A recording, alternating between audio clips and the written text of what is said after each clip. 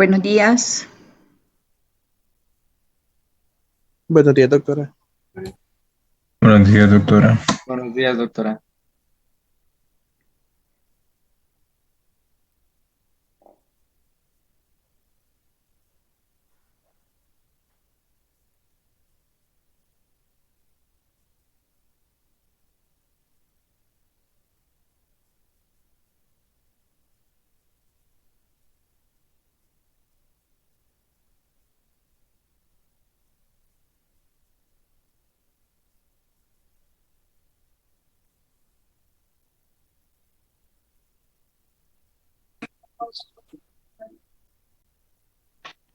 Buenos días. ¿Ven la presentación? Buenos días, doctora. Sí se ve la presentación. Hola.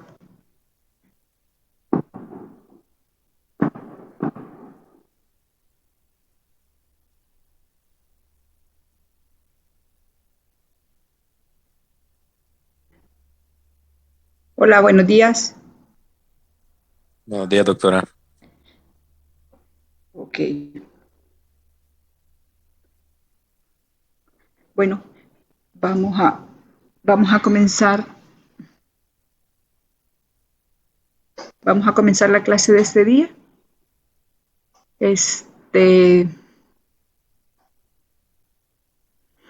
Continuando con el programa, ¿verdad? Vamos a hablar ahora de control prenatal. El control prenatal, la definición dice de que es la atención integral, periódica y sistemática de la embarazada, donde vamos a poder descubrir, vamos a tratar de encontrar los factores de riesgo de la paciente, si tiene alguna patología, si tiene el riesgo de que tenga presente complicaciones en el embarazo y que pueda llegar a complicarse y para que evitemos al final del embarazo que la paciente pueda salga bien de su bebé y ella, ¿verdad? Entonces, esa es la definición, buscar factores de riesgo, tratarlos oportunamente, corregirlos si se pueden corregir y derivarlo a un nivel de atención según la complejidad o las patologías de la paciente, ¿verdad? Este, dentro de la, dentro del control prenatal tenemos dos tipos de controles prenatales. Ya le voy a todas las embarazadas que llegan a su inscripción prenatal, tenemos que ayudar a llenarles una hoja filtro y esa hoja filtro tiene ciertas características, ¿verdad? Entonces ya vamos a hablar de ella. Si tiene uno o más antecedentes o signos de alarma o síntomas de alarma, es, ah, tenemos que, vamos a decir que la paciente no es candidata para un control prenatal básico y la tenemos que mandar a un control prenatal especializado. El control prenatal especializado no necesariamente tiene que llevarse en un hospital de segundo nivel o de un tercer nivel, sino que tiene que ser visto por un especialista, por un ginecólogo, ¿verdad? Puede ser en una unidad de salud donde hayan ginecólogos, ¿verdad? Entonces, no necesariamente. Si no hay ginecólogos, la pueden derivar a una unidad de salud donde haya ginecólogo.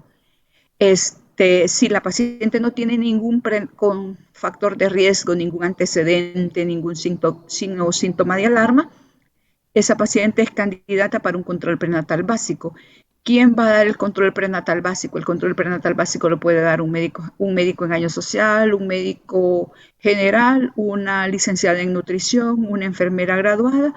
Entonces, porque no necesita la paciente como mayor, porque no, la paciente no tiene ningún riesgo, ¿verdad? Entonces nos podemos quedar con ella en la unidad de salud.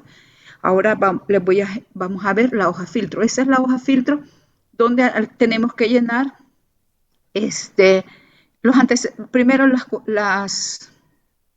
datos generales, de verdad, el nombre, el expediente, el número de teléfono, y ya vamos a ir a ver. La hoja consta de tres partes.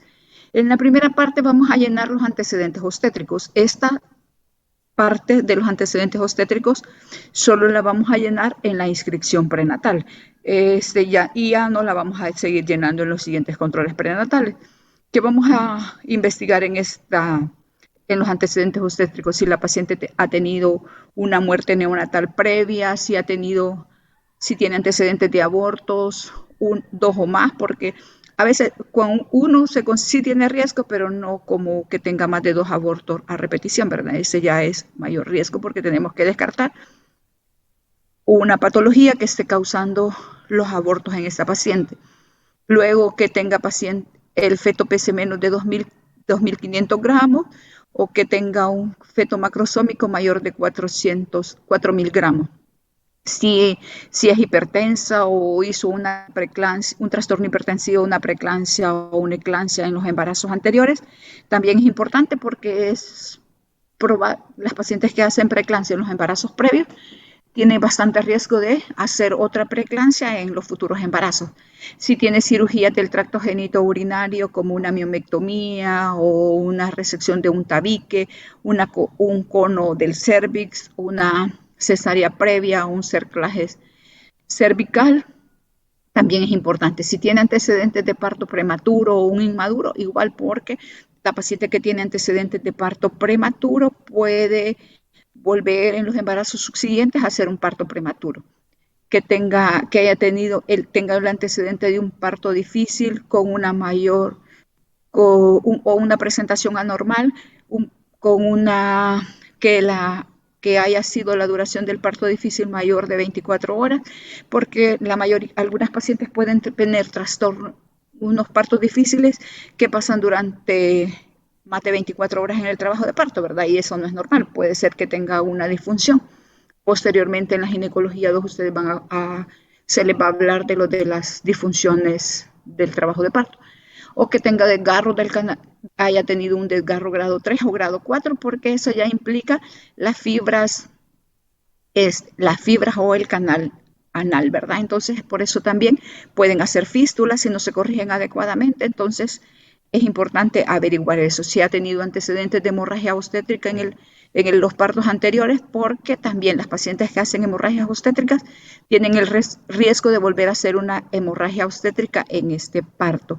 Si las pacientes son RH negativa con antecedentes de inmunización, porque las pacientes, si son RH negativas y no sale el CUNSIN, ya vamos a hablar de eso, no sale si están sensibilizadas, entonces pueden hacer hidroxfetales o pueden tener abortos las pacientes, ¿verdad? Y si también el recién nacido ha tenido malformaciones congénitas también, ¿verdad? En el momento del nacimiento. Entonces, los antecedentes obstétricos, como les decía, esto solo lo vamos a investigar, solo la vamos a llenar en el primer control prenatal, no la vamos a llenar en los controles subsecuentes. Esta es la segunda parte de la hoja filtro, que aquí vamos a hablar de la historia médica general. Aquí tenemos que investigarlo. Esto lo vamos a investigar en cada control prenatal que la paciente, en cada contacto que nosotros tengamos con la paciente, lo tenemos que llenar. Si ha tenido diabetes tipo 1, tipo 2 o gestacional. La gestacional ya van a saber, les van a ir hablando más en las clases subsecuentes, que es propia del embarazo, ¿verdad? Los trastornos neurológicos que la paciente ha tenido, epilepsia, paraplegia, ACV, previo, anormalidades de la columna, entre otros, porque hay pacientes que no tienen la movilización y uno tiene de las piernas, entonces o tienen dificultad para moverlas, entonces eso crea dificultad en el momento del parto. Si ha tenido una trombosis venosa profunda, actual o previa, si la paciente tiene una cardiopatía congénita o adquirida, porque hay unas cardiopatías que las pacientes no pueden embarazarse. Si la paciente no tiene, es una cardiopatía, depende del tipo de cardiopatía, ¿verdad? Si la paciente ha tenido consumo de drogas o alcohol, porque estas están asociadas con RCIU, los pacientes pueden tener, a veces hay pacientes que llegan al momento del parto y que durante todo el embarazo han consumido drogas. Entonces, porque si ustedes le dicen a una paciente, mire, consume drogas, probablemente le va a decir que sí, pero las pacientes que consumen drogas tienen como rasgos característicos que a uno lo hacen sospechar que sí, ¿verdad? Entonces, o igual el alcohol, pueden tener el niño en el momento del parto, malformaciones secundarias al consumo de drogas o alcohol, o si la paciente ha consumido durante todo el embarazo, puede hacer inclusive un síndrome de abstinencia en el momento del parto, posterior al parto, ¿verdad? Trastornos depresivos, ansiedad, entonces, o cualquier otra enfermedad o afección médica severa. Aquí, por ejemplo, puede ser asma, puede ser un lupus, puede ser una artritis reumatoidea, cualquier enfermedad, ¿verdad? Si la paciente les negó que tenía todas estas enfermedades, pero hay otras cosas, aquí podemos agregar. Entonces, si la paciente nos dice, esto tenemos que llenarlo en cada control, porque si tiene más de 2, tendríamos que referirla a un segundo nivel, ¿verdad? Y esta es la tercera parte. Esta parte es del embarazo actual.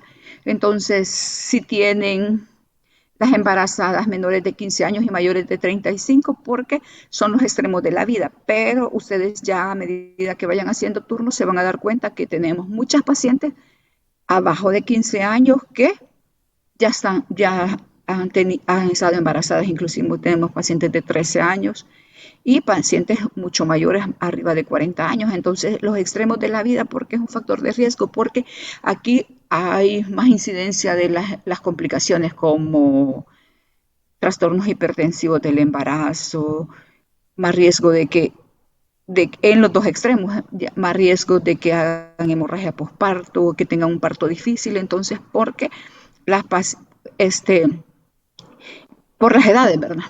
Igual el estado nutricional, ustedes ya vieron que los que ya hicieron turno, antes pesamos a las pacientes para sacarles el índice de masa corporal, ¿verdad? Entonces aquí igual tenemos que ver el índice de masa corporal abajo de 18.5 y arriba de 30, ¿verdad? Entonces, porque son factores de bajo peso y la obesidad, ¿verdad? Igual que las tensiones arteriales mayores de 140/90, porque eso ya me está diciendo a mí que esa paciente es hipertensa o que puede ser un trastorno hipertensivo del embarazo. A veces ya vamos a ver cómo se toma la tensión arterial en las embarazadas, vamos más adelantito. La violencia basada en el género, intrafamiliar o sexual. Aquí es bien difícil hay unas hojas que se pasan también porque ustedes no le van a ir a decir a la señora, ¿verdad? Mire, y su esposo le pega o alguien le pega, porque le va a decir que no, ella siempre lo niega. Entonces uno tiene que como ganarse la confianza de la paciente si ve indicios de que haya un signo de violencia para poder investigar esto, ¿verdad? Y también están esas encuestas que se pasan en la inscripción prenatal. Si el embarazo era deseado o no deseado, también, ¿verdad? Muchas de las pacientes adolescentes es poco probable que los embarazos sean deseados, ¿verdad? Sino que son porque no han utilizado, porque comienzan su vida sexual bien temprano y no están utilizando un método de planificación. Si tenemos diagnóstico o sospecha de embarazo múltiple, ¿cómo lo vamos a sospechar? Porque tenga una altura uterina mayor que la menorrea, porque tiene factores de riesgo para hacer, o porque la paciente ya tiene la ultra y que nos dice que es un embarazo múltiple, que haya una discordancia entre la edad gestacional y la altura uterina, que haya sospecha de RCIU. Entonces, ¿eso qué quiere decir? Que puede ser que el niño sea más chiquito de lo esperado, que la menorrea no me concuerda con la altura uterina. Ya vamos a hablar más adelantito de todo eso. Diagnóstico, sospecha de parto prematuro, que la paciente le diga que tiene contracciones o que tiene dolores, y cuando le examinamos encontramos que hay cambios cervicales. Si la paciente ha presentado algún sangrado o está sangrando durante la consulta, si tiene enfermedades de transmisión sexual, hay que tratársela, ¿verdad? Pero siempre, igual ya vamos a ver que siempre se les deja los exámenes y ahí nos pueden salir si son positivos o negativos. Si la paciente tiene otros síntomas o signos de alarma, el dolor de cabeza, el dolor en el epigastrio, hipocondrio derecho, problemas visuales, visión doble, visión borrosa, escotomas, fosfenos, amaurosis. Todos estos síntomas son signos de un trastorno hipertensivo del embarazo, pero me van a llamar a mí la atención si son después de las 20 semanas, ¿verdad? Temprano, antes de las 20 semanas, no, porque ahí no se puede presentar un trastorno hipertensivo del embarazo.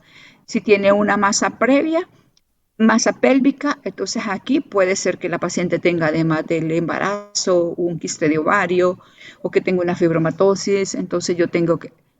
Y al final, entonces, vaya, entonces vimos que primero eran los antecedentes, los antecedentes generales, luego los antecedentes obstétricos y esta es la enfermedad actual, ¿verdad? Entonces, esta igual que los antecedentes obstétricos se llenan en cada control prenatal y aquí es elegible para el control prenatal básico si tiene más de 2 en cualquiera de los 3 ítems. Decimos nosotros, no necesariamente tienen que ser los 2 o en el mismo, ¿verdad? En el mismo, en el embarazo o en los antecedentes. Entonces, si tenemos más de 2, decimos no es apta para el control prenatal básico y tenemos que referirla al establecimiento correspondiente, ¿verdad? Como lo que les había explicado, porque no es apta para un control prenatal básico. Ahora vamos a hablar de el control prenatal. Tiene 3 componentes básicos. Está el componente educativo, la evolución clínica y el tratamiento. ¿Qué vamos a ver en el componente educativo? ¿Cuál va a ser el objetivo? El objetivo es lograr que la embarazada y su familia adquieran los conocimientos y desarrollen prácticas de autocuidado y desarrollo de una gestación y reconozcan los signos y síntomas de las complicaciones, ¿verdad? Entonces, porque a veces, ¿qué es lo que sucede? Ya vamos a ver cuáles son las actividades. Nosotros le estamos explicando a la paciente, mire, tiene que consultar si presenta cualquier signo de alarma. Se los explicamos por cada control prenatal porque ya vamos a ver que los signos de alarma no son los mismos en cada control prenatal, ¿verdad? Sino que van a ser diferentes. Y entonces, y les estamos explicando y las pacientes dicen, ¿me entendió? Sí, pero después la paciente no llega a consultar y dice, a mí nadie me dijo. Entonces, mientras que si hay un familiar, entonces uno puede explicarles a ellos para que también ellos sean parte y formen una parte activa en el desarrollo del embarazo, ¿verdad?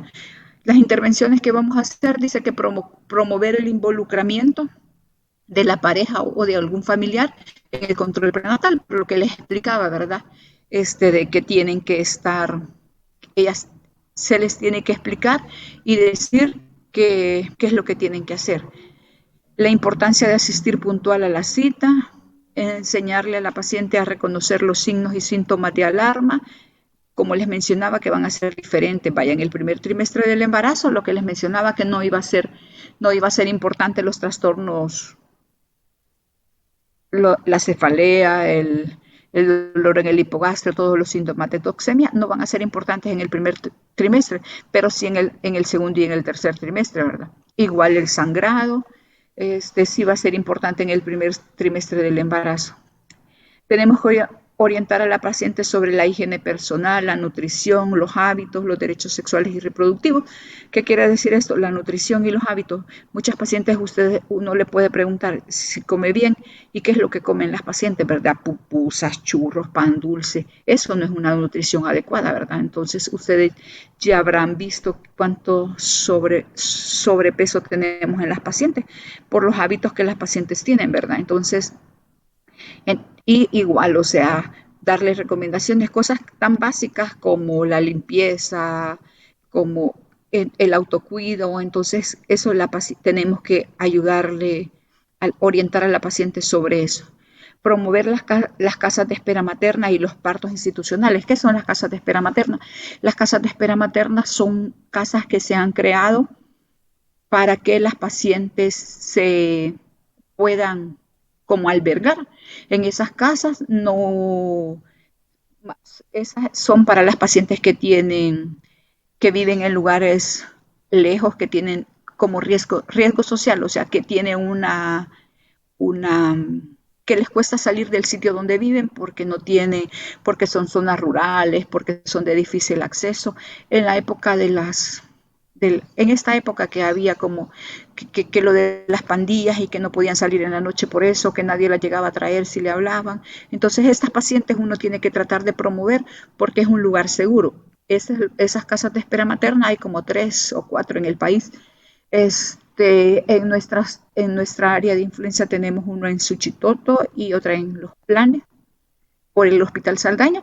Entonces ahí las están atendiendo, las pacientes se pueden quedar el tiempo que sea necesario y hay licenciadas en materno-infantil, que ellas son las que le oyen el foco, están pendientes de que dándole, tienen comida, las pueden llegar a ver los familiares, y les están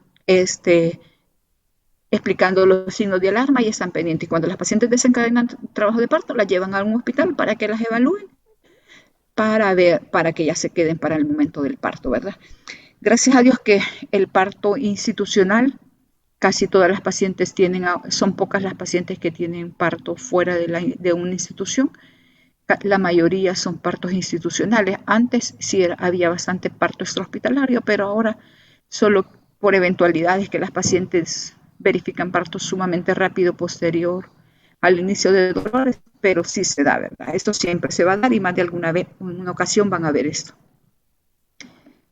El componente de la evaluación clínica, aquí dice que tenemos que vigilar la condición de salud de la embarazada, la evolución de la gestación y detectar los factores de riesgo y referir oportunamente. Aquí es la evaluación, lo que nosotros vamos a ver, qué es lo que la paciente tiene, si la paciente no me está ganando peso adecuadamente, si la paciente es hipertensa, si la paciente está haciendo IBUs a repetición, si la paciente me está haciendo un trastorno hipertensivo del embarazo. Eso es lo que yo tengo que buscar, ¿verdad? Para referirla. Igual, como le voy a llenar la hoja filtro en cada control prenatal, puede ser que en el primer control prenatal la paciente no tenía un factor de riesgo, ¿verdad? Pero en el segundo control sí presentaba un factor de riesgo y entonces en ese momento la puedo referir al nivel que corresponda, ¿verdad? ¿Qué actividades voy a hacer? Llenar la hoja, el llenado y el análisis de la hoja filtro. La hoja filtro no se llena solo mecánicamente, sino que se tiene que llenar preguntando conscientemente las cosas, ¿verdad? El examen físico completo, la evaluación del estado nutricional que se tiene que hacer en el inicio del control prenatal para sacar el índice de masa corporal y en los controles subsecuentes igual, ¿verdad? Para ver la ganancia de peso. El estado de salud,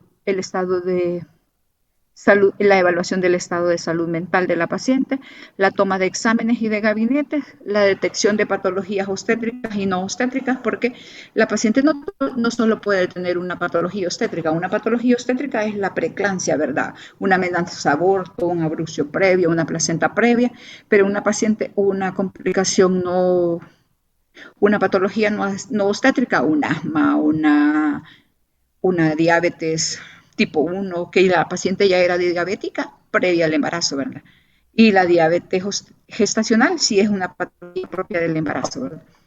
El componente preventivo y de tratamiento, es brindar las medidas preventivas que benefician al binomio madre e hijo, brindar el tratamiento oportuno de las complicaciones que se presentan en el control prenatal. Por ejemplo, si la paciente tiene una infección en las vías urinarias, le tengo que dar el tratamiento adecuado, le tengo que dejar el urocultivo, le tengo que dar el seguimiento para ver si la paciente se curó de esa infección de las vías urinarias, si la paciente tiene una infección vaginal, igual, ¿verdad? O sea, porque ya las infecciones vaginales están asociadas con parto prematuro, entonces muchas veces la paciente le dejamos el tratamiento, no se lo toma porque le dicen de que se le va a hacer daño al niño, entonces, y un montón de factores sociales con los que tenemos que estar luchando, ¿verdad? Para que la paciente pueda salir bien al final del embarazo, porque muchas veces la paciente no le cree a uno, sino que le cree a los familiares, ¿verdad? Entonces, y no hace lo que tiene que hacer, sino que lo que le dice la mamá, lo que le dice la vecina,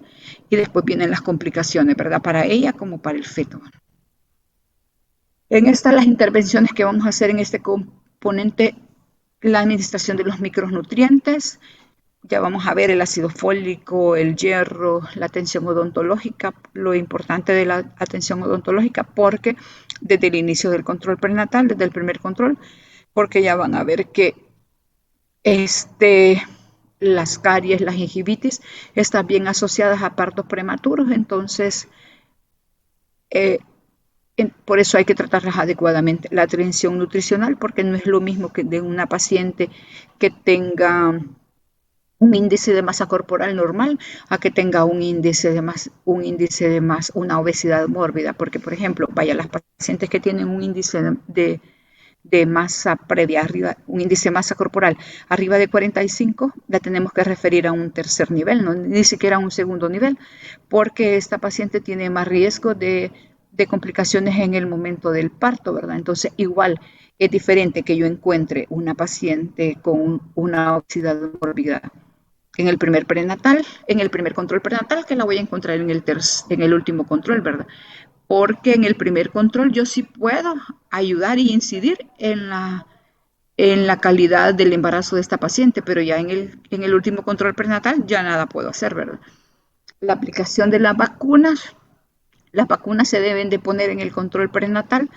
La vacuna, la de la influenza que se pone desde las 12 semanas, la vacuna del tétano que se pone, la DT, que se pone a las 16 semanas, esta la vamos a poner si la paciente tiene el esquema de vacunación completo y no y tiene más de 10 años del esquema, le vamos a poner una dosis de refuerzo y una dosis cada año. Si la paciente tiene un esquema incompleto, le vamos a iniciar el esquema en el embarazo, ¿verdad? Pero después de las 16 semanas. Y ahora la vacuna del COVID, que se pone también después de las 16 semanas, ¿verdad? La detección y los tratamientos de las enfermedades de transmisión sexual y de las vías urinarias, lo que ya les había mencionado. El diagnóstico y tratamiento de las enfermedades concomitantes, igual que ya se les había mencionado. La detección y el tratamiento de las complicaciones propias del embarazo, ¿verdad? Como por ejemplo la preeclampsia, la placenta previa, la diabetes gestacional. Entonces esas sí tengo que detectarlas para que el RCIU, entonces para poderle dar el tratamiento que la paciente necesita, ¿verdad? Eso era en cuanto a los componentes. El control prenatal tiene también 5 requisitos. Precoz. El precoz dice de que tiene que ser, idealmente el primer control prenatal tiene que ser antes de las 12 semanas y si no, mínimo a las 12 semanas, ¿verdad? Completo integral, que tengo que ver a la paciente como un todo, ¿verdad? La paciente no solo es panza, sino que tengo que revisar, como ya les he venido mencionando, el índice de masa corporal, las patologías médicas concomitantes.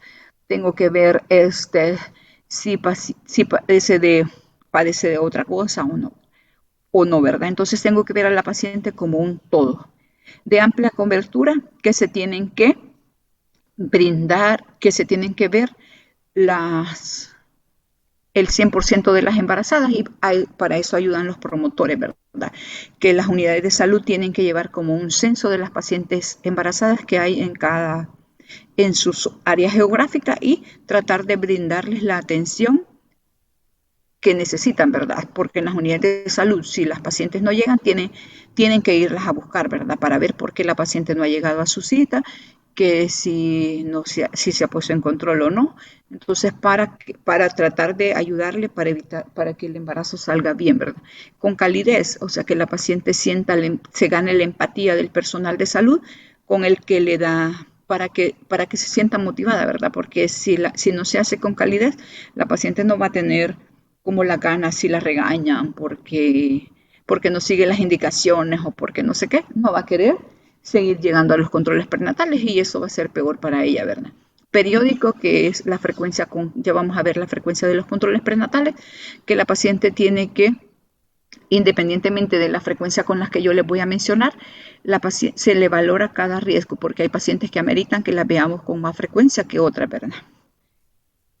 La frecuencia de los controles prenatales. Antes era mínimo, las pacientes tenían que tener 5 controles prenatales. Ahora con lo de la ley, las pacientes tienen que tener 8 controles prenatales. Una inscripción y 7 controles más, ¿verdad? La inscripción, que serían antes de lo que ya les había mencionado, en las primeras 12 semanas o mínimo a las 12 semanas. Y si no, cuando la paciente se entere que está embarazada, porque hay pacientes que no se enteran hasta después de este tiempo, ¿verdad? El segundo control a las 20 semanas, el tercer control a las 26 semanas, el cuarto a las 30, el quinto a las 34, el sexto a las 36 y el séptimo a las 38 semanas. Y el octavo a las 40 semanas. Aquí, en el séptimo control prenatal, la mayoría de unidades de salud la mandan para que le evaluemos en los hospitales donde va a tener el parto. Los nuevos lineamientos dicen de que se debe de mandar hasta las 40 semanas para la evaluación, ¿verdad? Para que evaluemos la pelvis, para que evaluemos cómo está el feto, para que podamos ver qué es lo que va a pasar con esta paciente, si va a hacer un parto normal, si tiene buena posición, si tiene buen peso, si tiene líquido, entonces todo eso, ¿verdad? Y para decirle de que si darle las recomendaciones sobre el tiempo que tienes que esperar para el nacimiento del feto, ¿verdad? En el primer control prenatal que vamos a hacer, vamos a llenar la hoja filtro, vamos a llenar la hoja clínica perinatal y el carnet materno, que es probablemente ya lo han visto los que han hecho turnos en la hospitalización, el famoso CLAP, ¿verdad? El registro del peso y la talla para calcular el índice de masa corporal, por lo que les había mencionado, ¿verdad? Que las pacientes tienen mayor riesgo y tenemos que determinar el índice de masa corporal para mandarla si tiene bajo peso o si tiene una obesidad, tenemos que mandarla para que la vea la nutricionista para las recomendaciones, ¿verdad? La determinación de la tensión arterial.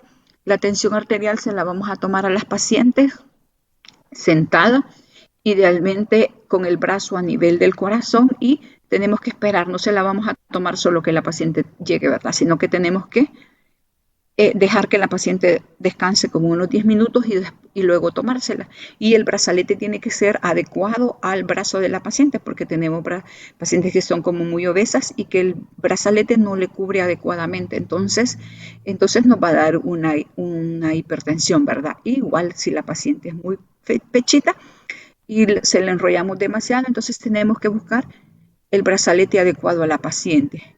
Tiene que ser la tensión arterial diastólica con el quinto ruido de Korokov. Esa es la que vamos a decir que es la tensión arterial diastólica, ¿verdad? Igual como tenemos que hacer la fórmula obstétrica, vamos a determinar la edad gestacional, ¿verdad? La fecha probable de parto, la edad gestacional que se hace en el primer control y luego en los controles subsecuentes. La vacunación que ya les había mencionado, la evaluación bucodental para mandar a la paciente igual si ustedes no le ven caries o no le ven algún problema de sarro o de gingivitis, igual mándenla para que la vea el odontólogo y él va a determinar si tiene o no tiene. Si no tiene, solo le va a hacer el chequeo normal, ¿verdad? Pero sí tenemos que dejar constancia en el expediente que mandamos la paciente para que la viera el odontólogo, ¿verdad? El examen de las mamas, que es lo que vamos a evaluar en las mamas, tenemos que evaluar que no tenga pezón invertido, para explicarle que tiene que formarse el pezón durante el embarazo, porque eso es vital para una buena lactancia materna, ¿verdad? La frecuencia cardíaca fetal, tenemos que se puede auscultar con Doppler a las 12 semanas y con estetoscopio después de las 20 semanas, ¿verdad? Entonces, si no lo podemos escuchar, entonces tenemos que referirla para que le tomen una ultrasonografía para ver por qué no le escuchamos el foco, ¿verdad? Entonces, al principio cuesta que nosotros eduquemos el oído para oír la frecuencia cardíaca con el foco, con el estetoscopio, perdón. Entonces, porque no tenemos el oído adecuado, entonces hay que tratar con las pacientes pechitas de escuchar el foco con la frecuencia cardíaca, porque puede ser de que en las unidades no tengan Doppler, ¿verdad? O se haya arruinado o no tiene pilas, entonces tenemos, y siempre andamos un estetoscopio, ¿verdad? Entonces tenemos que acostumbrarnos a escuchar con el estetoscopio. La frecuencia cardíaca normal va desde los 110 hasta los 160 latidos. Entonces yo tengo que oír la frecuencia en ese lapso de tiempo, tengo que tener el foco tiene que estar en ese lapso de tiempo. ¿Cómo lo voy a escuchar? Normalmente lo escucho 15 segundos, y después ustedes ponen si lo están haciendo con estetoscopio, porque si lo están haciendo con Doppler, ahí les va a salir la frecuencia cardíaca, ¿verdad? Entonces, con el estetoscopio lo que uno hace es oír la frecuencia en 15 segundos y después la multiplica por 4. Por ejemplo, si tiene 40 y entonces en los 40, entonces yo lo voy a multiplicar por 4 y eso me va a dar 100, si tiene 40 y lo multiplico por 4, me va a dar 160. Entonces, y yo voy a decir, tiene frecuencia de 160. Entonces así, para oírlo con estetoscopio, ¿verdad? Pero si no lo van a contar, por lo menos eduquen el oído cuando ya comience en los turnos en las pacientes pechitas, porque en las pacientes gorditas es bien poco probable que lo puedan escuchar, ¿verdad? Porque todavía no tienen ese hábito. La toma de la citología se debe de hacer idealmente en el primer control prenatal. Si la paciente no tiene una citología vigente. ¿Qué es la vigencia de la citología?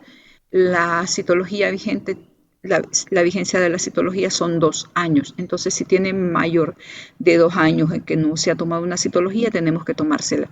Igual, después en los controles subsecuentes tenemos que ver el resultado, ¿verdad? La inspección cervical. En cada control prenatal tenemos que colocarles el espéculo a las pacientes para ver si tienen sangrado, si tienen leucorrea, para ver si el cérvix está cerrado o tiene condilomas o tiene cualquier cosa. Tenemos que ponérselo en todos los controles prenatales, la inspección cervical. Máxime si las pacientes les dice que tiene flujo o que tiene sangrado, ¿verdad? La prescripción de micronutrientes. Los micronutrientes que les dejamos a las pacientes son el ácido fólico, que se lo tendríamos que dejar a todas las pacientes que desean embarazarse 3 meses previos al embarazo y los 3 primeros meses del embarazo para prevenir los defectos del tubo neural. Y el hierro, ¿verdad? El hierro se lo vamos a comenzar a dar después de las 16 semanas porque el hierro les irrita el estómago y las pacientes cuando tienen en las primeras hasta las 12 semanas, en teoría, les tendrían que durar las náuseas y los vómitos del embarazo, ¿verdad? Entonces, si la paciente ya tiene náuseas y vómitos y yo le doy hierro, entonces eso va a incrementar el riesgo de náuseas y vómitos. Entonces, por eso iniciamos el hierro hasta las 16 semanas, ¿verdad? Los exámenes que le vamos a dejar, el hemograma, el CUNS indirecto, se los dejamos si la paciente es RH negativa para ver si está sensibilizada o no está sensibilizada. Le tomamos una glicemia. Si la paciente tiene algún factor de riesgo, o yo quiero ver cómo anda la glicemia en este momento, le puedo tomar un hemoglucotest. El BDRL, el VIH, BDRL ya no se está tomando, sino que es el RPR, porque no hay BDRL en el país. Entonces, por eso se está tomando el RPR, que es igual, ¿verdad? La vacuna, el examen de orina. También si la paciente tiene como factores de riesgo, le tomamos de una sola vez el urocultivo para buscar una bacteriuria sintomática, el examen de heces, la ultrasonografía y la consejería, que ya habíamos hablado en el componente educativo sobre qué iba orientada, ¿verdad? Entonces, en los controles subsecuentes que vamos a hacer prácticamente lo mismo y tenemos que hacerles 2 perfiles prenatales a las pacientes. Los exámenes que les tomamos, el hemograma, el HIV, el RPR, como les mencionaba, el ego y la glicemia. El test de O'Sullivan se lo vamos a dejar a las pacientes que tienen factores de riesgo para desarrollar una diabetes gestacional.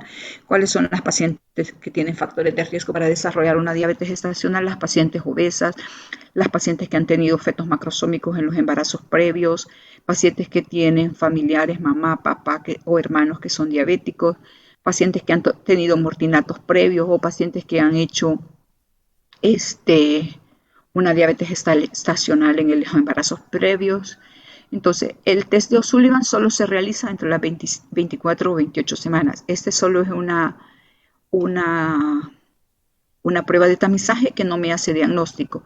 Si yo quiero hacer diagnóstico de diabetes, le tengo que dejar la curva de tolerancia. También tengo que dejarle en el segundo trimestre, alrededor entre las 22 y las 24 semanas, una ultrasonografía, porque aquí es donde voy a descartar. En el primer trimestre les dejo la ultra para la vitalidad fetal, para ver si solo es un feto único, que me sirve también para para calcular la edad gestacional. Y en el segundo trimestre la dejo para las malformaciones fetales. En el tercer trimestre también tengo que dejarle alrededor de las 32, 34 semanas, otra vez los mismos exámenes para ver si la paciente, antes solamente le dejábamos 2 controles, ahora les tenemos que dejar 3 perfiles prenatales. le vuelvo a dejar los mismos exámenes para ver cómo va a estar la paciente en el momento del parto. Y le dejo una ultra entre las 32 y las 34 semanas también para ver si la paciente no tiene cómo es el crecimiento, cómo está la placenta, cómo está el líquido en este momento, la presentación fetal, que es importante en este momento, ¿verdad? Esta es la famosa hoja, el famoso CLAP, ¿verdad? Entonces, si ustedes se fijan aquí, está todo lo que hemos venido hablando. Es como un resumen de todo lo que yo les he hablado. La identificación de las pacientes, la fecha de nacimiento, y ustedes se fijan que aquí, no sé si logran ver, que si dice que tiene un cuadrito, lo del amarillo, lo tenemos que marcar si es menor de 15 años o mayor de 35 por los factores de riesgo que les mencionaba. La raza, si es mestiza, si es india, si es negra, casi siempre todos somos mestizos, ¿verdad? Alfabeta, si sabe leer o no sabe leer, hasta qué grado ha estudiado, si es el estado civil de la paciente, si es soltera, si es casada, otro, si la paciente vive sola. Aquí en tenemos que ponerle el lugar y el número, el hospital, ¿verdad? Aquí nosotros tenemos que ponerle el hospital y el número de registro. Aquí los antecedentes familiares que ya habíamos hablado, los antecedentes personales y aquí también los personales de las cirugías previas si padece alguna enfermedad, cardiopatía, nefropatía, VIH. Aquí tenemos los antecedentes, estos son los antecedentes obstétricos, o sea, de que si la paciente es primer niño, todo esto le ponemos 0, ¿verdad? O una rayita. Y si no, le vamos a poner, por ejemplo, si ha tenido un embarazo previo y ha sido aborto, entonces le vamos a poner 0,1 y vamos a llenar aquí. Le ponemos 0,1 el aborto y tenemos que ponerle la fecha cuando finalizó, aunque no le pongamos, tal vez la paciente no sabe el día exacto que tuvo el aborto, ¿verdad? Pero sí le podemos poner el mes y el año, ¿verdad? Para finalizarle. Aquí si el embarazo es planeado o no, casi todas las pacientes les dicen que sí, ¿verdad? Hay que saber cómo preguntárselo. Y aquí si utilizaba un método de planificación, entonces también con es bien importante preguntarles porque la paciente dice que sí utilizaba y a la hora que nosotros que le preguntamos y cuando se la puso, tiene bastante tiempo de no ponérsela, ¿verdad? Entonces aquí es como ver si realmente sí estaba utilizando, lo había dejado de utilizar, ¿verdad? Aquí el peso anterior al embarazo o el peso que le encontremos en ese momento que llega, ¿verdad? Si es antes de las 12 semanas, poco va a haber variado el peso hasta ese momento, ¿verdad? La fecha de última regla, la fecha probable de parto que la tenemos que sacar, si es por ultrasonografía o por fecha de última regla o por ultrasonografía, si la paciente es formadora activa o pasiva, si usa drogas, alcohol o violencia, lo que ya les había mencionado igual, ¿verdad? Aquí el examen de las mamas, el odontológico, que aquí solo le vamos a poner sí o no, por lo que ya le habíamos llenado allá. Aquí la inspección del cérvix, si es normal, si le tomamos PAP, si la mandamos a colposcopía. Entonces, como les había mencionado, que se la tomamos a las 12 semanas y en el siguiente control yo tengo que ver el resultado de la citología, ¿verdad? Entonces, si la citología me reporta normal, yo le pongo normal. Si me reporta normal, que me reportan que tiene una lesión de alto grado o una lesión de bajo grado, yo tengo que referir a esta paciente para colposcopía, ¿verdad? Entonces le tengo que poner aquí, ¿verdad? O si la paciente me reportan que tiene una infección, si me reportan que la paciente tiene una infección, tengo que darle tratamiento y dejarle o repetirle la citología dependiendo de lo que me reporten, ¿verdad? El tipeo y RH, aquí si es RH negativa la paciente, le voy a tomar el CUNS indirecto, como les mencionaba, y si es si el CUNS indirecto es negativo, se lo repito igual en los 2 perfiles prenatales subsecuentes. Si es positivo, tengo que referir a esta paciente a un tercer nivel por el riesgo de porque esta paciente ya está sensibilizada, ¿verdad? Entonces, no me tengo que quedar yo con ella, que sería como hospital de segundo nivel, ¿verdad? Entonces, si la paciente, aquí lo de la, aquí si la paciente tiene la de la toxoplasmosis, esta no se la hacemos a todas las pacientes, sino que se la dejamos a las pacientes que tengan, ahorita solo se las estamos tomando si la paciente tiene algún factor de riesgo de toxoplasmosis o tiene el antecedente.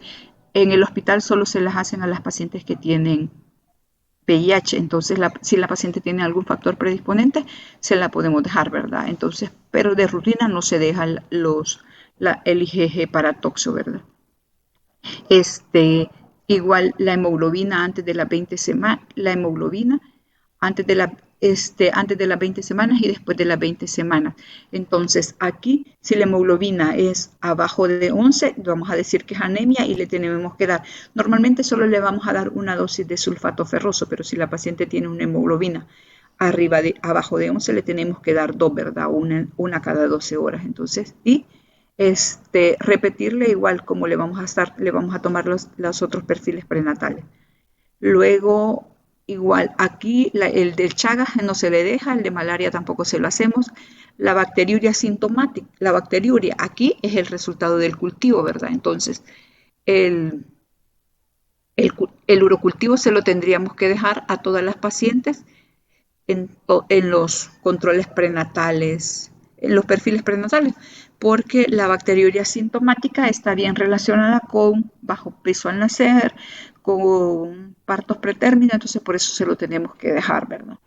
Igual la glicemia le vamos a dejar, ustedes vieron, entonces si tenemos una glicemia abajo de 100, el siguiente paso es arriba de 100. Si tenemos una glicemia arriba de 100, el siguiente paso es repetir una glicemia en ayunas. Si la glicemia me sale otra vez alterada, le hago lo que les mencionaba, el test de O'Sullivan, ¿verdad? Porque si tengo una glicemia, por ejemplo, de 120, tengo que hacerle el test de O'Sullivan, pero se lo tengo que hacer entre esas semanas, entre las 24 y 28 semanas. Si ya me sale una glicemia de 200, entonces a esa paciente no le voy a hacer test de O'Sullivan, por lo que les mencionaba que con el test de O'Sullivan no hago diagnóstico, sino que a esta paciente le tendría yo que hacer una curva de tolerancia, porque la curva de tolerancia sí me hace diagnóstico de diabetes. Y igual la prueba para el estreptococo beta del estreptococo del grupo B, porque este es el que se ha asociado con la ruptura prematura de membranas, pero no lo hacemos. En otros países sí lo hacen, nosotros no, ¿verdad? Si le dimos preparación para el parto, pues la consejería y todo que les estaba mencionando, que le vamos a hacer en el componente educativo con lo de la mamá.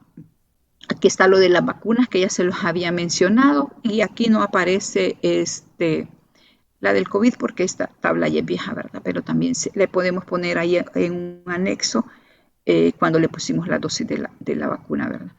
Esta hoja es responsabilidad del médico de llenarla, no es responsabilidad de enfermería, sino que de la persona que dé el control prenatal. Aquí en esta parte de abajo dice el resultado del VIH. Si es positivo, la tenemos que derivar a un hospital de segundo o tercer nivel para que le dé el tratamiento, la terapia antirretroviral y le tenemos que tomar la dosificación, tenerle todos los exámenes, ¿verdad? Para darle la terapia retroviral, también buscar a la pareja y darle tratamiento. Igual que la sífilis, ¿verdad? Si me sale antes, como les digo que el RPR, ahora solo esa hacemos, ¿verdad? Entonces antes se daba con el BDRL, con las diluciones bajas abajo de 1 en 4 no se daba tratamiento, pero con el RPR, con diluciones bajas sí damos tratamiento. Damos el tratamiento para la sífilis es, si tengo un RPR positivo, le tengo que dar penicilina benzatínica, 2.4 millones intramusculares cada semana en número de 3 y le voy a repetir la prueba. Si me sigue saliendo positiva, entonces tengo que ver si la paciente realmente se puso el tratamiento, no se lo puso, o qué es lo que sucede, ¿verdad? Puede ser que la paciente se haya reinfectado o qué, ¿verdad? Si ya me sale negativa, entonces ya no le doy, ¿verdad? Entonces, y darle tratamiento igual a la pareja. Si es para la paciente embarazada con sífilis, el único tratamiento es la penicilina benzatínica. Si la paciente es alérgica a la penicilina, tengo que referirla a un hospital de segundo nivel para que la desensibilicen y poderle dar el tratamiento de la sífilis, ¿verdad? Entonces, y tengo que dejar evidencia en el cuadro, obviamente, de lo que he hecho, ¿verdad? Aquí es la de las controles prenatales. En este cuadro yo tengo que ir poniendo, ¿verdad? El día y la fecha que di el control, la edad gestacional, lo que pesaba, la tensión arterial, la altura uterina. La altura uterina hasta antes de el útero sale sobre la sínfisis del pubis a las 12 semanas. Entre las 12 y las 20 semanas lo que yo hago es medir la altura uterina por el examen bimanual, ¿verdad? Y vaya, por ejemplo, y después de las 21 semanas tengo que medirla con la cinta umbilical. Normalmente entre las 21 y las 32 semanas el útero va creciendo, mide lo mismo que la altura uterina. Entonces, si yo tengo 28 semanas de amenorrea, yo espero tener una altura de 28, ¿verdad? Entonces, si la paciente tiene 12 semanas, el útero está a nivel de la sínfisis del pubis. Si tiene 20 semanas, va a estar a nivel del ombligo. Entonces, a las 16 semanas va a estar en un punto medio entre la sínfisis y el ombligo. 2 centímetros, más o menos 2 centímetros abajo del ombligo van a ser 18 semanas y un punto medio entre el punto medio que era las 16 y las 12 semanas van a ser 14 semanas. Entonces eso me va sirviendo a mí para ver, ¿verdad?, cómo va creciendo ese niño y después de las 21 semanas ya lo mido con la cinta, ¿verdad? La presentación fetal aquí, por las maniobras de Leopold, lo voy a determinar por las maniobras de Leopold. Eso se hace a partir de las 28 semanas, ¿verdad? Porque temprano en el embarazo no importa la presentación fetal. La frecuencia cardíaca, como ya les había dicho, desde las 12 semanas con Doppler y con estetoscopio de las 20 semanas. Los movimientos fetales las pacientes los comienzan a percibir la primigesta entre las 20 y las 22 semanas y la multípara alrededor de las 18 semanas, ¿verdad? Aquí dice proteinuria. Esto, en teoría, en las unidades de salud les tendrían que hacer tiras de Comburtech a las pacientes para ver si no tienen leucocitos o no tienen proteínas en la tira reactiva. Si tienen leucocitos o tienen esterasa positiva, entonces uno con eso tendría que darle tratamiento, ¿verdad?, con esa tira reactiva, pero normalmente no lo hacen. Bueno, en las que tienen lo hacen y las mandan, ¿verdad?, para que le tomemos un examen de orina y para que le demos, o si tienen proteinurias igual, ¿verdad? El otro dice el lugar del control prenatal. El control prenatal, nosotros aquí le ponemos Hospital Sacamil, ¿verdad? Signos de alarma, si la paciente tiene algún signo de alarma, los exámenes que le dejamos y el tratamiento que le dejamos, tenemos que tratar de simplificarlo en este cuadrito y ponérselo, ¿verdad? Ustedes se fijan, van a ver que esta hoja va a ir llena en los controles prenatales. Véanla cuando lleguen las pacientes. Y aquí quien dio el control prenatal y la siguiente cita, ¿verdad? Como les mencionaba que idealmente son los 8 controles prenatales, pero si la paciente tiene mayor factores de riesgo, yo la puedo ver en 2 semanas, ¿verdad?, para darle tratamiento. Antes decían que la ganancia de peso de la paciente tenía que ser 11 kilos en todas las embarazadas, ¿verdad? Ahora no. Ahora es en base al índice de masa corporal. Si tengo una paciente con índice bajo de masa corporal de entre 12 y 18, esta paciente tiene que aumentar durante todo el embarazo de 12.5 a 18 kilos. Si la paciente tiene un índice de masa corporal, un índice de masa corporal normal entre 18.5 y 24.9, ahí sí la ganancia de peso tiene que ser entre 11.5 y 16 kilos durante todo el embarazo. Si la paciente tiene una obesidad, es la que tiene un índice de masa corporal de 25 a 29.9, la ganancia de peso va a ir entre 7 y 11.5 kilos. Y si la paciente tiene un índice de masa corporal mayor de 30, ya se considera una obesidad, y la obesidad mórbida arriba de 40, como les mencionaba. La ganancia de peso tiene que ser solamente 6 kilos. Por esto, este índice de masa corporal es que yo tengo que referir solo a la que no a la nutricionista. Solo no voy a referir a la nutricionista a la que tiene un índice de masa corporal normal, ¿verdad? Que es entre 18.5 y 24.9. Siempre que yo tengo que ir ploteando también estas gráficas, que es las semanas de amenorrea y el incremento de peso para ver si la paciente está desnutrida o está lo normal es que vaya entre el 25 y el 90%, ¿verdad? Si está abajo, va a estar desnutrida y si está arriba, va a ir ganando mucho de peso. Entonces tengo que ver por qué está ganando tanto de peso o qué es lo que sucede, ¿verdad? Si está ganando un poco, la evaluación del crecimiento puede ser porque sea una macrosomía, o si está ganando más peso de lo normal, puedo sospechar que está siendo un feto macrosómico o que tiene un polidranios y si está ganando menos peso, voy a decir que estoy ante un RCIU. El RCIU es un feto que crece poco durante el embarazo, se llama así, retardo del crecimiento intrauterino, ¿verdad? Entonces, el feto va a ir creciendo menos. Y los macrosómicos son los niños grandes para la edad gestacional. Dice de que el RCIU les había mencionado que estaba relacionado con el hábito de fumar, el consumo de alcohol, con el uso de drogas, con la anemia, con los pacientes con embarazos múltiples, con pacientes con defectos congénitos. Las infecciones de vías urinarias a repetición también están asociadas a RCIU, o sea que fetos que están creciendo poco durante el embarazo. Y los fetos macrosómicos, esos son los niños grandes, son más grandes que los que yo espero, ¿verdad? Entonces eso están asociados, tenemos que investigar si la paciente ha tenido un feto macrosómico anterior, si la paciente ha tenido diabetes, si la paciente tiene isoinmunización. Esta habla de isoinmunización RH, es cuando las pacientes son RH negativas y que han sido sensibilizadas. Después yo creo que en la Gineco 2 les van a dar ese tema. O que la paciente está aumentando mucho de peso, tenemos que averiguar, ¿verdad? ¿Cómo voy a ver yo si esta paciente está ganando como mucho peso mayor de lo esperado? Como ya les expliqué, en cada control prenatal tengo que medir la altura uterina después de las 21 semanas con la cinta o con la regla de Bartomeu, que fue lo que les expliqué, ¿verdad? Hasta las 20, las 18 y las 16 semanas.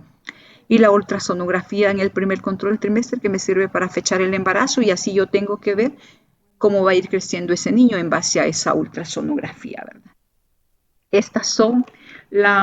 Aquí en esta tabla tengo que plotear la altura uterina con respecto a las semanas de amenorrea. Como les mencionaba, voy a ir a comenzar, si tiene la paciente 14 semanas, entonces lo voy a ir poniendo ahí por aquí, ¿verdad? Entonces, si tiene 20 semanas, voy a ponerlo por aquí, y así yo voy a ir ploteando lo que tiene que ir tiene que salir en esto, ¿verdad? Si va abajo, es que estoy sospechando un RCIU, y si está arriba del 90, estoy sospechando un feto macrosómico, ¿verdad? Este es el resto de la hoja del CLAP, que esta se llena en el momento del parto, ¿verdad? Eso lo van a conocer cuando ya está la paciente ya verifica, cuando ya se van de alta, los que ya les van a enseñar los internos a llenar esta hoja para ver cómo se llena en el trabajo, en el parto, ¿verdad? Y aquí es lo del egreso de la mamá y lo del recién nacido, que lo de la mamá lo hacemos nosotros y lo del recién nacido lo hace el pediatra, ¿verdad? Esta hoja tiene que ir completamente llena cuando las pacientes se van de alta, ¿verdad? Porque la paciente la va a llevar a la unidad de salud para seguir los controles postparto. Las preguntas que normalmente le van a hacer las pacientes a unos es la higiene, el trabajo, los deportes, los viajes, las relaciones sexuales, los hábitos y el estrés. Vamos a ver. El trabajo, las mujeres pueden trabajar todo el tiempo hasta que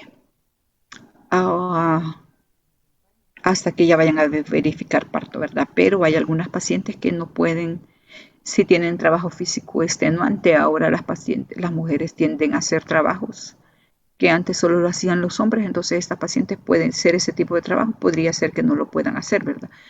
Porque hay pacientes, dice que algunos trabajos aumentan el riesgo de las complicaciones, como por ejemplo, si la paciente tiene una preeclampsia, puede ser que la mandemos a reposar. Si la paciente tiene un antecedente de un parto prematuro y otra vez está con dolores, también tenemos que que mandarla a descansar, ¿verdad? Si una paciente tiene una restricción del crecimiento, o sea que ese niño está ganando poco peso porque la paciente tiene un trabajo físico extenuante, igual tenemos que mandarla a descansar, ¿verdad?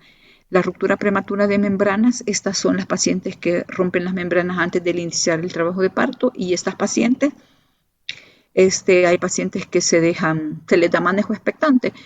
Entonces estas pacientes tienen que estar acostadas, ¿verdad? Igual si las pacientes están hipertensas y con el trabajo, el estrés y todo eso, tendríamos que mandarlas a descansar. La placenta previa, que no está aquí, pero también se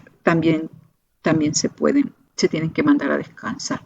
El ejercicio, las pacientes que tienen que evitar en absoluto los ejercicios son las cardiopatías con importancia hemodinámica, una enfermedad pulmonar obstructiva, una insuficiencia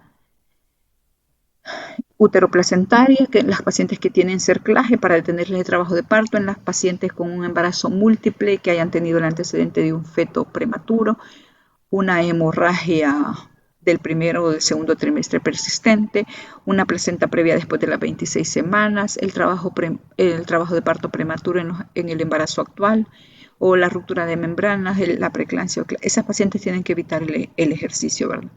Las que son contraindicaciones relativas para el ejercicio aeróbico: la anemia grave, las arritmias no valoradas, la bronquitis, la diabetes mal controlada, la obesidad extrema, el índice de un bajo peso extremo, un IMC menor de 12, los antecedentes de un estilo de vida muy sedentario, porque estas pacientes se van a quejar de que no se cansan, ¿verdad?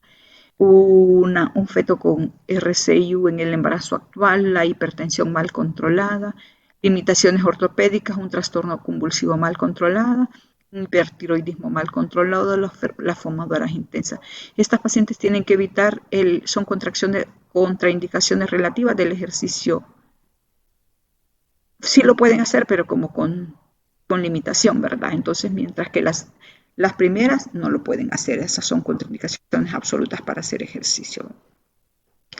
Las relaciones sexuales son permitidas en el embarazo, menos si las pacientes ya están en el último trimestre del embarazo, o si han tenido una amenaza de aborto. Cuando tienen la amenaza de aborto no tienen que tener, sino que cuando ya se haya resuelto eso, sí ya pueden tener, ¿verdad? La placenta previa, esa sí, mientras mantenga la placenta previa, no, porque puede desencadenar, la relación puede hacer que la paciente comience a sangrar. El trabajo de parto prematuro, en el trabajo de parto prematuro, o las pacientes que han tenido el antecedente de un parto prematuro, también ya al final del embarazo debe de limitarse, porque el semen tiene prostaglandinas y eso hace que desencadene el trabajo de parto. La atención prenatal, lo que ya les he venido mencionando, que debe de incluirse en la primera control prenatal, por lo que ya les había mencionado, ¿verdad? Que las enfermedades periodontales están asociadas con parto prematuro. Y los viajes están permitidos. Creo que las aerolíneas permiten los viajes hasta las 32 semanas con una carta del médico, y tienen que ser como viajes no largos, ¿verdad? Porque por las complicaciones que no van a ir con un embarazado a Europa, ¿verdad? Entonces, eso no se puede, sino que son tramos cortos, ¿verdad? Creo que esa era la última. No. Esta es la última diapositiva. Estos son los síntomas y síntomas de las complicaciones por trimestre. Si ustedes se fijan aquí, está el sangrado transvaginal, va a ser un signo de alarma en los 3 trimestres y en el puerperio. La leucorrea fétida y abundante en los 3 trimestres y en el puerperio. La palidez en los 3 trimestres y el puerperio. Las náuseas y los vómitos repetidos son signos de alarma en los 3 trimestres, en el puerperio no. La fiebre igual en los 3 trimestres y en el puerperio. La disuria en los 3 trimestres y en el puerperio. Las caries y las infecciones bucodentales en los 3 trimestres. Los síntomas de depresión y ansiedad los 3 trimestres y en el puerperio, porque en el puerperio se dan las depresiones postparto. Los trastornos psicosomáticos también en los 3 trimestres y en el puerperio. Los signos físicos de violencia en los 3 trimestres y en el puerperio. La ausencia o disminución de los movimientos fetales solo en el segundo y en el tercer trimestre, por lo que les mencionaba, ¿verdad? Que los niños se comienzan a mover alrededor de las 20 semanas o la paciente los comienza a percibir hasta ese momento. Los trastornos visuales, el dolor en el epigastro, en el segundo trimestre y en el tercer trimestre y en el puerperio, ¿verdad? Porque las preeclampsias también se pueden desarrollar en el posparto. Dificultad para respirar en los 3 trimestres y en el puerperio, las tensiones arteriales mayores de 140/90 en los 3 trimestres y en el puerperio, la cefalea intensa en el segundo, en el tercer trimestre y en el puerperio, la no ganancia o ganancia excesiva de peso en el segundo trimestre y en el tercer trimestre, porque en el primer trimestre no hay mayor problema, ¿verdad? La ocultación de la frecuencia cardíaca mayor de 110 y mayor de 160 en el segundo y en el tercer trimestre, porque en el primer trimestre difícilmente no la vamos a escuchar, ¿verdad? Sino que después de las 12 semanas. El crecimiento fetal menor o mayor de lo esperado en el segundo trimestre y en el segundo y en el tercer trimestre, y la presencia de contracciones uterinas antes de las 36 semanas, ¿verdad? Porque eso está asociado con amenaza de parto prematuro. Estos son los síntomas y síntomas de alarma que les tenemos que explicar a las pacientes y a los familiares en el control prenatal, ¿verdad? Para que ellos consulten si presentan alguna de estas sintomatologías. No sé si tienen preguntas. Creo que de momento no, doctora. Todo claro. Ok, entonces ahí la clase la saqué de William y de los lineamientos técnicos de la atención preconcepcional del MISAL.